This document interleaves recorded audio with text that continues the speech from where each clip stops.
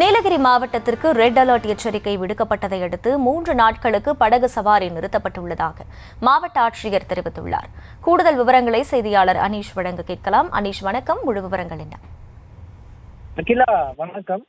நீலகிரி மாவட்டத்தில் தற்பொழுது கனமழை முதல் மிக கனமழை பெய்யும் எனவும் ரெட் அலர்ட் எச்சரிக்கையும் வானிலை ஆய்வு மையம் எச்சரிக்கை விடுத்துள்ளது. இந்நிலையில் நேற்று காலை முதல் தொடர்ந்து பலத்த காற்றுடன் கூடிய மிதமான காற்று பெய்து வருகிறது. குறிப்பாக உதகை, கூடலூர், பந்தலூர் உள்ளிட்ட பகுதிகளில் தொடர்ந்து மழை பெய்து வருகிறது. இந்நிலையில் நீலகிரி மாவட்டத்தில் உதகையில் இருக்கக்கூடிய மிகவும் ஆபத்தான பகுதிகளில் மாவட்ட ஆட்சியர் மற்றும் லட்சுமி பவ்யா தண்ணீரு மற்றும் பருவமழை கண்காணிப்பு அலுவலர் லலிதா ஆகியோர் நேரில் ஆய்வு மேற்கொண்டு வருகின்றனர்.